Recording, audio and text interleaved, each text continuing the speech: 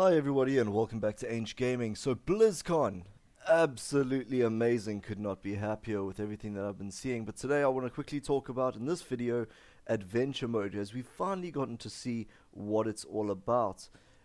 And it is just looking absolutely amazing, and there's a couple other things that I'll need to speak to you about quickly beforehand before I can get into the adventure mode and let you know how it's a possibility. So first up, we got something called zone scaling. Now basically how this works is that all of the new areas within the Broken Isles, you don't have to be a specific level to go to High Mountain, for instance, or Val'sharah, or Stormheim. Instead, what they've essentially done is made it so that the world scales around you, so that the entire time you'll be doing your own content that is relevant towards you. So, except for the exception of Suramar City, which is the fixed 110 leveling area. So, if you wanted to, you could start off in Stormheim, and then go to Val'sharah, and then High Mountain, and then Azuna, and then end up in Suramar.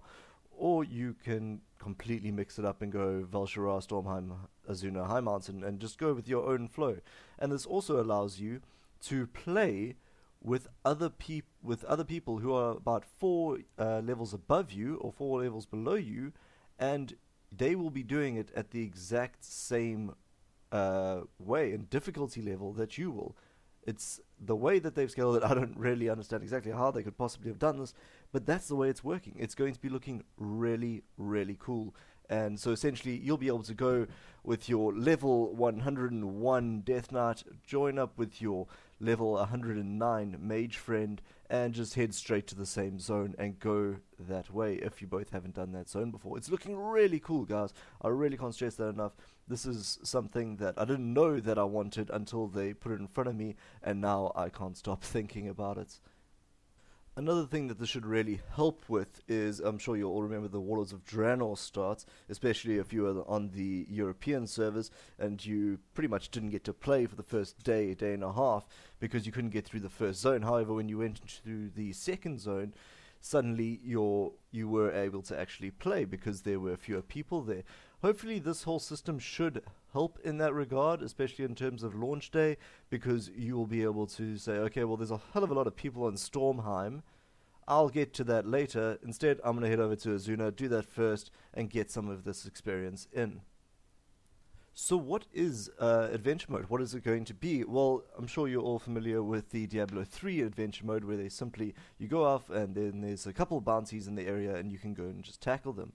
Very, very similar thing for the for World of Warcraft. For the main reason that this is possible is because all the zones scale with you. Beforehand, in all of the other expansions, there would be specific little areas that you could go to at max level and do some questing there.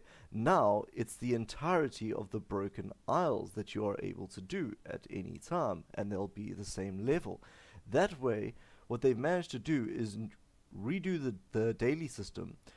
So, for instance, you'll go to Stormheim, and once you're in Stormheim, if you take a look at the map, there'll be a whole bunch of quests for you to do, and you can simply go off and do all of those quests whenever you want, and you can choose which ones you want to do, and they all give you different rewards, such as artifact power, probably some for gold, and there's also some really cool things like rare quests within these areas. I know that these questing systems are going to work slightly with your class order halls, so that you'll go there and they'll say, listen, we need some help in Azuna, and you'll jump off and head off to Azuna, and then there'll be a whole bunch of quests there. There'll be like sort of elite quests as well that will stick around for a while that you're able to do. The rest of them will sort of swap and change every couple of hours, depending on what the quest is. It can sometimes change to, it'll be around for a day, but it seems that the elite kind of quest, the very rare kind of quest, will stick around for a week. You can group up with a whole bunch of your guildmates and you can head over there and do them. It's looking really, really cool, guys. It's just an amazing fresh look at what the World of Warcraft endgame should be. This is something that is just looking absolutely phenomenal, and I can't wait to hear more about it. They haven't said too much about what the different rewards would be. I know for a fact that most of them will be to do with artifact power, because let's face it, that's what we're going to be spending most of our time doing, especially at first, is trying to get up our artifact weapons. So yeah, guys, what do you think? Do you like the concept of it? Do you like being able to choose which zones do you go to? Do you like the idea of just going into a specific zone at max cap level and just go straight in there and say, okay, well, there's a couple of quests here. I don't need that. I need a little bit of artifact power, and that one gives me something else that's pretty cool. All right, cool. I'm gonna head off into that area. Does that sound like something that's fun to you? Does that sound engaging? Is that something that you've always wanted? Let me know in the comments below, and I will be back with another video quite soon today. Thanks for watching, guys. Cheers.